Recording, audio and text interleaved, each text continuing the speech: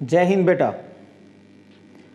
शिक्षा विभाग राजस्थान के स्माइल प्रोजेक्ट में आज हम बात कर रहे हैं भूगोल विषय के तीसरे पेपर पर, और पेपर को शुरू करते हैं। और आप प्रश्न हैं वो सारे स्क्रीन पर देख सकते हैं। तो बात करते हैं सबसे पहले प्रश्न की। पहला प्रश्न है आपकी स्क्रीन पर, विश्व में पाए जाने वाले 2 उष्णकटिबंधीय घास के मैदानों के नाम बताइए। विश्व में पाए जाने वाले 2 उष्णकटिबंधीय घास के मैदानों के नाम बताने हैं। 8वें पाठ से लिया गया प्रश्न है ये। तो आपको नाम बताना है, तो आप उत्तर में नाम क्या क्या लिख सकते हो। नाम पूछे हैं तो आप लिख सकते हो नाम, जैसे पहला सवाना लिख सकते हो, दूसरा कंपास लिख सकते हो, तीसरा लानोस, और चौथा पार्कलैंड। यानी मैं आपको 4 बता रहा हूं आपके पाठ्यक्रमानुसार। तो 4 उष्णकटिबंधीय घास के मैदानों के नाम आपके दिए गए हैं। तो आप सवाना, कंपास, लानोस, पार्कलैंड, इनमें से कोई भी 2 लिख सकते हो। आप अपने उत्तर को और अच्छा करना चाहते हो, हालांकि नंबर तो आपको इतने से मिल जाएंगे, कोई भी 2 नाम लिखते ही मिल जाएंगे। आप ये चाहते हो भी आपके उत्तर का एग्जामिनर पर बहुत अच्छा प्रभाव पड़े, तो आप ये कर सकते हो भी ये कहाँ हैं। तो सवाना है वो किस देश में माना जाता है? सूडान में। तो सूडान में उष्णकटिबंधीय घास के मैदानों को सवाना कहते हैं। ब्राजील में इन्हें कंपास कहते हैं। लानोस है वो वेनेजुएला में, वेनेजुएला में इन्हें लानोस कहते हैं। और पार्कलैंड है वो दक्षिणी अफ्रीका में, तो इस प्रकार इन चारों में से कोई 2 लिख सकते हो। कोशिश कीजिए याद रखने की, क्योंकि आपसे ऐसे भी पूछा जा सकता है प्रश्न भी, दक्षिण अफ्रीका में उष्णकटिबंधीय घास के मैदानों को क्या कहते हैं। तो आपको उत्तर लिखना होगा तब पार्कलैंड। तो इस प्रकार ये 4 नाम मैंने आपको बताए हैं। इनमें से आप कोई भी 2 नाम उष्णकटिबंधीय घास के मैदानों में से नाम आप लिख सकते हो। आगे बढ़ते हैं बेटा। दूसरा प्रश्न देखिए आप अपनी स्क्रीन पर, कि भारत में विश्व की कितनी प्रतिशत भैंसें पाई जाती है। यानी वर्ल्ड की टोटल कितने परसेंटेज भैंस है वो भारत में पाई जाती है। तो उत्तर होगा इसका 56.7%। पूरी लाइन में आप उत्तर लिखेंगे भी भारत में विश्व की 56.7% भैंस है वो पाई जाती है। एग्जैक्ट नहीं याद रहे तो आप लगभग 55 या लगभग 56% भी आप लिखेंगे तो उत्तर सही माना जाएगा। और ये तो आपसे भैंस का पूछा है बेटा। अगर वो आपसे गाय का पूछ लेता या पूछ ले तो ध्यान रखिए, गाय की जो संख्या है वो पूरे वर्ल्ड की, इंडिया में वो 12.7% है। भैंस की पूछे तो 56.7%, गाय की पूछे तो 12.7%। और आपसे ये पूछ ले कि भारत में विश्व का कुल पशुधन कितना है, जिसमें गाय, भैंस, भेड़, बकरी सभी का एवरेज आ जाता है, तो वो अगर पूछ ले, पशुधन पूछ ले, तो आपको उत्तर लिखना है 20%।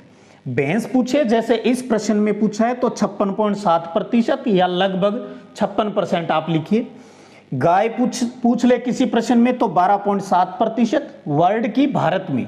और पशुधन पूछ ले जिसमें गाय, भैंस, भेड़, बकरी सारे आ जाते हैं, तो आपको लिखना है 20%। मैं चाहता हूं भी इन प्रश्नों के साथ साथ कुछ और महत्वपूर्ण तथ्य भी आप जरूर सीख लें। ठीक है, आगे बढ़ते हैं बेटा। तीसरा प्रश्न है, आणविक ऊर्जा यानी परमाणविक ऊर्जा प्राप्त करने के मुख्य खनिजों के नाम बताने हैं। 17वें पाठ से लिया गया है, तो आपको नाम लिखने हैं। तो नाम कौन कौन से हो गए? यूरेनियम। तो 1 नंबर का प्रश्न है तो कम से कम 2 नाम आप जरूर लिखेंगे, यूरेनियम, थोरियम। एक बार अपने सारे नाम कर लेते हैं, यूरेनियम, थोरियम,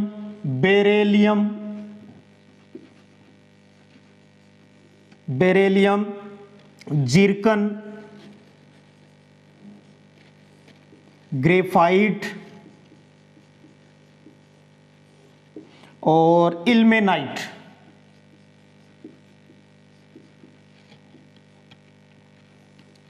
ये आणविक ऊर्जा प्रदान करने वाले खनिज हैं। यूरेनियम, थोरियम, बेरिलियम, जिरकन, ग्रेफाइट और इल्मेनाइट। तो कम से कम इस प्रश्न के हिसाब से आपको उसने पूछा है मुख्य खनिजों के नाम बताइए, तो आप यूरेनियम और थोरियम लिखिएगा। मुख्य खनिजों का पूछा है तो आप यूरेनियम और थोरियम लिखिएगा यहां पर। ठीक है, आगे बढ़ते हैं बेटा। चौथा प्रश्न है कि भारत का पहला पूर्ण जैविक कृषि वाला राज्य कौन सा है? भारत का पहला पूर्ण जैविक। तो इस प्रश्न का उत्तर बहुत ही प्यारा प्रश्न और आपने अच्छे से दिमाग में भी होगा आपके, और वो राज्य है सिक्किम। तो भारत का पहला पूर्ण जैविक कृषि वाला राज्य सिक्किम है। आपको याद होगी तारीख 18 जनवरी 2016 को। 18 जनवरी 2016 को गंगटोक सिक्किम में कार्यक्रम हुआ था और वहां पर इसको पूर्ण जैविक कृषि वाला राज्य घोषित किया गया था, क्योंकि और सिक्किम में सन 2003 में है वो जैविक कृषि अपनाना उन्होंने स्टार्ट कर दिया था। तो भारत का पहला पूर्ण जैविक कृषि वाला राज्य सिक्किम है। आगे बढ़ते हैं बेटा। पांचवा प्रश्न है, स्क्रीन पर देखिएगा आप। पांचवा, डामोर जनजाति का निवास क्षेत्र बताइए। डामोर जनजाति, इस बहुत ही प्यारा सा प्रश्न है, और अगर आपको इसकी विस्तृत जानकारी लेनी है तो इसी YouTube चैनल पर जनजातियों का अलग से एक वीडियो डाला हुआ है मेरा, तो आप वहां पर सहरिया, ग्रासिया, डामोर, कथोड़ी, उन सब जनजातियों के बारे में जानकारी प्राप्त कर सकते हैं। तो वहीं पर आपको डामोर जनजाति की भी संपूर्ण जानकारी आपको मिलेगी। तो डामोर जनजाति राजस्थान में कहाँ कहाँ है? तो वो है दक्षिणी राजस्थान के जिले डूंगरपुर, बांसवाड़ा और उदयपुर। आपके पाठ्यक्रमानुसार ही चल रहा है काम। डूंगरपुर, बांसवाड़ा और उदयपुर लिखेंगे आप इसमें। और आप अपने उत्तर को और अच्छा करने के लिए ये भी लिख सकते हो, इनमें भी सबसे ज्यादा कहां है? डूंगरपुर जिले की पंचायत समिति है सीमलवाड़ा। डूंगरपुर की सीमलवाड़ा पंचायत समिति में इनकी संख्या सबसे ज्यादा है। तो डामोर जनजाति है बेटा कहाँ है? डूंगरपुर, बांसवाड़ा और उदयपुर जिलों में निवास करती है। तो ये थे आपके अब तक 5 प्रश्न हो चुके हैं। छठा प्रश्न देखिए अब। छठा प्रश्न स्क्रीन पर है आपके। भारतीय देशीय जल मार्ग प्राधिकरण का गठन कब किया गया? भारतीय देशीय जल मार्ग प्राधिकरण का गठन कब किया गया? एक चीज देखिएगा बेटा, अगर आपको इस टॉपिक में, क्योंकि जल मार्ग वाले टॉपिक से ये प्रश्न लिया गया है, इसकी विस्तृत जानकारी लेनी है तो इसी चैनल पर आपको मेरा राष्ट्रीय जलमार्ग का एक टॉपिक है, उसमें क्योंकि भारत के जो प्रमुख राष्ट्रीय जलमार्ग जो घोषित हुए हैं उनकी विस्तृत जानकारी मैंने वहां पर दी है। आप वहां से और अच्छी जानकारी और विस्तृत जानकारी वहां प्राप्त कर सकते हो।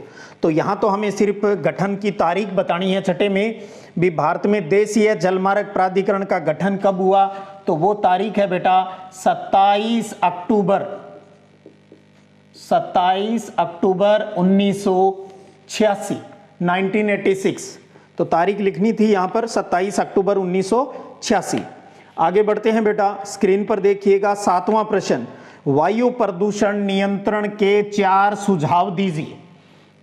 वायु प्रदूषण नियंत्रण के सुझाव यानी आपको उपाय बताने हैं। तो बात करते हैं अब। देखिएगा अब पहला उपाय, पहले उपाय पर बात करते हैं। तो वायु प्रदूषण रोकने के लिए सबसे पहले हमें क्या लगाना चाहिए? वृक्षारोपण करना चाहिए। तो हम लिखेंगे इसमें अधिकाधिक यानी ज्यादा से ज्यादा वृक्षारोपण करना चाहिए। वृक्षारोपण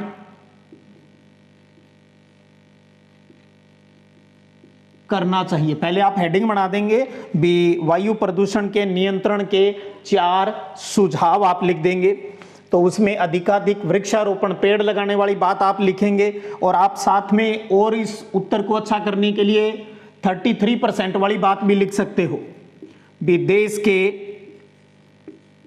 कम से कम 33% भूभाग पर वन होने चाहिए। तो इसका मतलब ज्यादा से ज्यादा वृक्षारोपण करना है। दूसरा है जो वाहन है अपने, तो उनके प्रदूषण को कम करना चाहिए, तो वाहनों के प्रदूषण पर नियंत्रण करना चाहिए।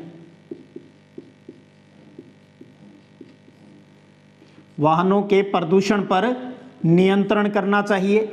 तीसरा उपाय हम लिख सकते हैं लोगों को जागरूकता वाली बात, लोगों में जागरूकता लाने के लिए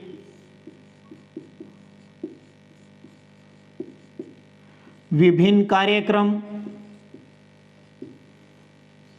या सेमिनार, विभिन्न कार्यक्रम सेमिनारों का आयोजन करना चाहिए।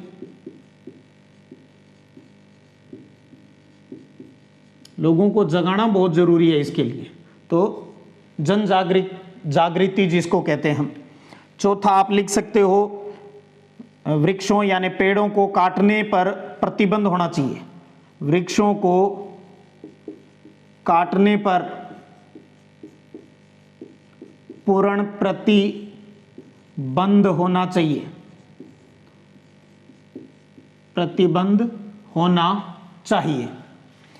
पांचवा आप जोड़ सकते हो बिना धुएं वाले, बिना धुएं वाले, जिसको बिना धुएं वाले को हम बोलते हैं निर्धूम, निर्धूम चूल्हों को काम में लेना चाहिए। बिना धुएं वाले चूल्हों को काम में लेना चाहिए। तो ये 2 नंबर का प्रश्न है। अपनों ने 5 उपाय बताए हैं, आप इनको 4 या जो भी आपको और अच्छा लगे तो कोई अधिकाधिक वृक्ष लगाने चाहिए, वाहनों के प्रदूषण पर नियंत्रण करना चाहिए, लोगों को जागरूक करना चाहिए, वृक्ष काटने पर रोक होनी चाहिए और बिना धुएं वाले चूल्हों का है वो उपयोग करना चाहिए। तो इनमें से आप कोई भी 4 उपाय सुझा सकते हैं। आगे बढ़ते हैं बेटा और प्रश्न पर बात करते हैं। 8वां बहुत अच्छा प्रश्न है, इनसे जुड़ा हुआ प्रश्न अपनों ने पहले भी किया है। पिछले टेस्ट में आपको याद हो तो एक प्रश्न आया था, ओपेक क्या है और उसका पूरा नाम बताइए। उसी टॉपिक से लिया गया प्रश्न है। प्रश्न है 8वां, किन्हीं 4 प्रादेशिक व्यापार समूहों के नाम लिखिए। तो उसी 11वें पार्ट से लिया गया है। तो आप पहले तो वही लिख दो जो आपने पिछले पेपर में तैयार किया है, ओपेक, ओपेक। तो आप वो जोड़ सकते हो भी, एक तरीके का एक प्रादेशिक व्यापार समूह है और पूरा नाम अपनों ने किया था पिछली बार भी, organisation of petroleum exporting countries, पूरे नाम पर बात की थी। तो ओपेक हो गया। दूसरा हो गया आसियान, आसियान संगठन है जो 1967 में बना था और इसका जो मुख्यालय है वो जकार्ता इंडोनेशिया के अंतर्गत है। इस तरीके आप देखिएगा, इन प्रश्नों के उत्तर तो कर रहे हैं आप, इनसे जुड़े हुए तथ्य भी आपको साथ में पढ़ने हैं भी। ओपेक जैसे पिछले पेपर में आ गया, आसियान की स्थापना कब हुई, आसियान का मुख्यालय कहां पे है, जकार्ता में है। जकार्ता किस देश में है, इंडोनेशिया में है। इस तरीके से। और आजकल यूरोपीय संघ EU बड़ा चर्चित रहता है, EU जिसको बोलते हैं यूरोपियन संघ, यूरोपियन संघ हो गया। चौथा है CIS और 5वां है साफ्टा। तो यहां आपसे 4 नाम पूछे, हमने 5 लिख लिए हैं, ओपेक, आसियान, EU, CIS और साफ्टा। साफ्टा है south Asian free trade agreement. यह भी ओपेक की तरह अच्छा प्रश्न बन सकता है भी, साफ्टा का पूरा नाम बताइए और इसकी स्थापना कब हुई। तो साफ्टा की स्थापना जनवरी 2006 में हुई और इसका पूरा नाम है south Asian free trade agreement. ठीक है, तो 4 समूहों के नाम लिखने थे, हमने नाम लिख दिए। तो मैं आपको यह भी चाहूंगा आपकी इनकी स्थापना और मुख्यालय कहाँ है, स्थापना कब हुई, मुख्यालय कहाँ है, ये भी आप थोड़ा सा दोबारा रिवाइज जरूर कीजिएगा। आगे बढ़ते हैं बेटा। 9वां प्रश्न आपकी स्क्रीन पर है, देखिएगा। 9वां प्रश्न क्या है, बहुत प्यारा प्रश्न है ये भी। कार्बन की मात्रा के आधार पर कोयले के प्रकारों के बारे में बताइए। तो कार्बन की प्रतिशत मात्रा के आधार पर जो कोयले हैं जो 4 प्रकार के हैं, तो पहली लाइन तो आप ये लिखेंगे भी वो 4 प्रकार के हैं, ये भी 2 नंबर का प्रश्न है। फिर आप चारों के नाम लिखोगे और उसमें कार्बन की परसेंटेज लिखनी है आपको, ठीक है। तो आप लिखेंगे पहले एंथ्रेसाइट, ये तो छोटी क्लास से ही पढ़ते आ रहे हैं अपने, एंथ्रेसाइट कोयला। आप पूरी लाइन लिखोगे, इसमें 80 से 90% तक कार्बन पाया जाता है। एंथ्रेसाइट में 80 से 90% तक कार्बन पाया जाता है। दूसरा आप लिखेंगे एंथ्रेसाइट के बाद में आ जाता है अपना बिटुमिन्स। बिटुमिन्स इसके अंतर्गत आप लिखेंगे 75 से 80% तक कार्बन पाया जाता है। एंथ्रेसाइट, बिटुमिन्स, और उसके बाद तीसरा है लिग्नाइट। लिग्नाइट, लिग्नाइट कोयले में लगभग 50% कार्बन है वो पाया जाता है। और चौथा प्रकार है पीट। पीट कोयले के अंतर्गत है 50% से कम कार्बन पाया जाता है। तो कोयले के 4 प्रकार हो गए, एंथ्रेसाइट, बिटुमिनी, लिग्नाइट और पीट। सबसे अच्छा कोयला किसे माना गया है? एंथ्रासाइट कोयला सबसे अच्छा माना गया है, क्योंकि इसमें कार्बन की प्रतिशत मात्रा सबसे अधिक होती है। यह लाइन भी आप लिख सकते हो। सबसे घटिया क्वालिटी का पीट माना गया है, क्योंकि इसमें कार्बन की मात्रा है वो बहुत ही कम होती है। तो इस प्रश्न का उत्तर है 4 प्रकार। चारों प्रकारों के नाम लिखने हैं और आगे उसमें कार्बन की प्रतिशत मात्रा है वो आपको लिखनी है। आगे बढ़ते हैं अंतिम प्रश्न की तरफ बेटा, और अंतिम प्रश्न है नरेगा का।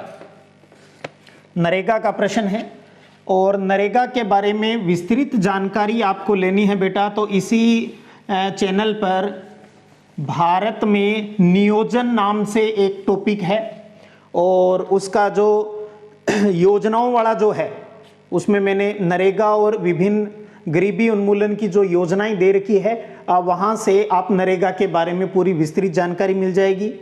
अब जो ये प्रश्न है इसका वर्णन मैंने वहां भी किया था, लेकिन फिर भी अपने यहाँ थोड़ा सा उसको रिपीट कर लेते हैं। क्वेश्चन 10 है वो 3 नंबर के हिसाब से दिया गया है। प्रश्न है कि मनरेगा के 6 प्रमुख लक्ष्य बताइए। मनरेगा के 6 प्रमुख लक्ष्य है, यानी 3 नंबर का प्रश्न है ये। तो 6 लक्ष्य में हम बात कर लेते हैं। पहला, इसके बारे में पूरा डिटेल अपनों ने उस वीडियो में किया है। पहला है ग्रामीण क्षेत्र का आर्थिक विकास करना। ग्रामीण क्षेत्र का आर्थिक विकास करना, यह पहला लक्ष्य। इसके साथ साथ ही है ग्रामीण क्षेत्र, क्योंकि नरेगा योजना किसके लिए? ग्रामीण क्षेत्र के लिए यह है। ग्रामीण क्षेत्र के लोगों को रोजगार उपलब्ध करवाना। लोगों को रोजगार उपलब्ध करवाना, यानी उनकी आजीविका का प्रमुख साधन बना दिया। तो दोनों चीज आ गई, उनका विकास करना और उनको रोजगार, ये दोहरे टारगेट हैं इसके। तो ग्रामीण क्षेत्र का आर्थिक विकास करना, ग्रामीण क्षेत्र के लोगों को रोजगार उपलब्ध करवाना, और साथ में ही आप 100 दिन वाली बात भी यहां लिख सकते हो, लिखना चाहें तो आप। एक वर्ष में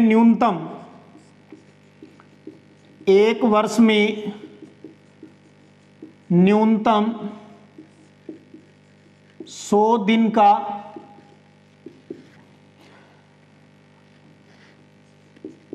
100 दिन के रोजगार की गारंटी देकर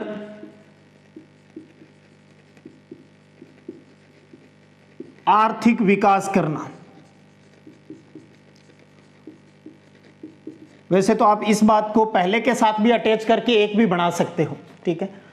चौथा है स्थानीय क्षेत्र के, यानी लोकल, क्योंकि ग्रामीण क्षेत्र से जुड़ी हुई है, तो गांव में ही विकास करना है, उन्हें 5 किलोमीटर के दायरे में ही रखना है मजदूर को। ठीक है, तो स्थानीय क्षेत्र के, चौथा पॉइंट है,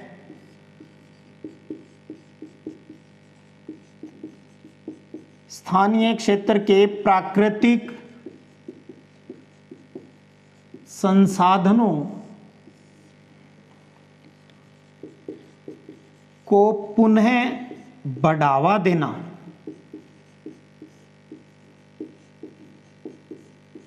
प्राकृतिक संसाधन जो हमारे हैं, जैसे वृक्षारोपण कर ले, इसके अंतर्गत हमारे जो गांव में जोहड़ तालाब है उनकी मरम्मत का, उनको पक्का करने का, वो सारे काम, तो वो काम करवाया जा सकता है लोगों से। तो स्थानीय क्षेत्र के प्राकृतिक संसाधनों को पुनः बढ़ावा देना, ठीक है, जो जीर्ण शीर्ण अवस्था में है उनको सही करना। 5वां लक्ष्य है, क्योंकि ये सारा काम किसके माध्यम से होता है, ग्रामीण विकास और पंचायती राज विभाग करता है, जिसके अंतर्गत गांव में उनकी प्रमुख संस्था कौन सी है, पंचायत, ग्राम पंचायत, सरपंच के माध्यम से ये सारा काम होता है। तो बहुत अच्छा लक्ष्य बनता है भी पंचायती राज संस्थाओं का, पंचायती राज संस्थाओं को मजबूत बनाना, पंचायती राज संस्थाओं को मजबूत बनाना, यह भी एक लक्ष्य है। और लास्ट बात करते हैं, महिला सशक्तिकरण को बढ़ावा देना, महिला सशक्तिकरण को